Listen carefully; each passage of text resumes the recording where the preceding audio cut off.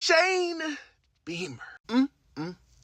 I ain't gonna lie, man. I like him as a person. Shane Beamer, to me, gives off really good energy. Like, it's just somebody you want to play for, right? Unfortunately, we're not in the business of being liked when you're a coach. It's part of the process. Everybody ain't gonna like you. So for Shane Beamer, it's a big year coming up. It's a big year in Columbia, South Carolina. Because you had the year in 2024 where you was like, hey, we should have been in the CFP playoff, right? Right off all those wins. You did what you were supposed to do. You ended up not making it. And you had an arguable case. I ain't gonna sit here and lie, act like you didn't. You did. But this past year was ugly. Did not look good, not one bit.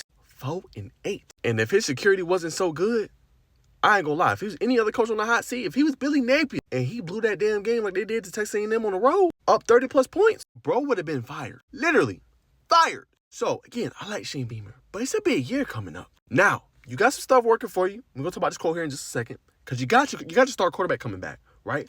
The problem is he's regressed. You need Lenore Sellers was coming in at one point, the top 10 quarterback in college football. I guarantee you when you look at preseason this year, he ain't going to be in the top 10. And we need to see more growth. We know he can run the football, but he turns over the ball in the most inopportune time. You also got to get him a running game. I know they brought in Razul Faison last year. Obviously, guy that was supposed to be that guy for them. They need more of a running game. Also for South Carolina, they got rid of the offensive coordinator, right? You got rid of Mike Shula. Now I'm gonna give Coach Beamer credit because you brought in a really good, damn good offensive coordinator. Kendall Briles, who coached up obviously Josh Hoover. Hoover did have a lot of turnovers, but he did have a pretty productive year throwing for 23 touchdowns, right? Can you have the same success if you South Carolina? The key is, like I said, though, you got to figure out the North South situation and be able to get him to another tier at another level. I think you have the guy, the offensive coordinator, to do that. Then you need to get him weapons, right? I believe Nick Harper's coming back another year. You obviously got some really good young wide receivers. Hopefully they be able to take the next step forward. So that obviously should help you. But this team has to be better. You pretty much brought back your trio. You brought back also Dylan Stewart, who's going to probably be a first-round pick if we're being humbly honest. But the 4-8 can't happen no more. It just can't. And it gets no easier for South Carolina because you have 9 games next year played in the SEC. So it ain't finna be sweet. But this is what the coach said via quote. Nobody puts more pressure on me than I do myself. I realize that there are a lot of people counting on me and looking to me, and I love that responsibility. I can't get too caught up in all of that. You are what your record says you are.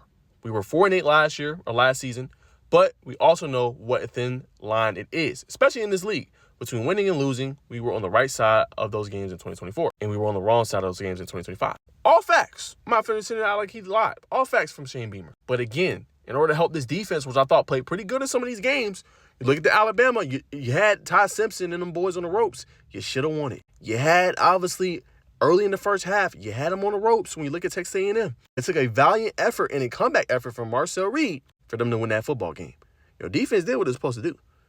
The offense has now has to help the defense. They have to take the next step forward, and they have to be a team that plays complementary football. We need to see more from Nick Harper. We need to see more from Lenore Sellers, and we need to see a running game to help alleviate some of that pressure that he is on. Simple, but a big year for South Carolina. I wouldn't say he's on the hot seat, but if he has another year like that, yeah, he might be gone. But they need to win at least between 9 to 10 games next year.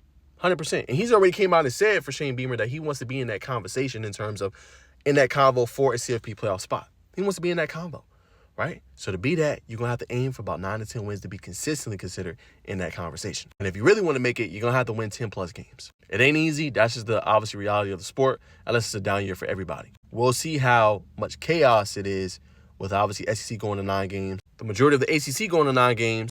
Big 10 and Big 12 are already there. But big year coming up for Shane Beamer and the Gamecocks. Got to take the next step forward. You brought back all your talent. If it goes awry, yeah, I don't know, man. Beamer might not be there next year. But a big year coming up.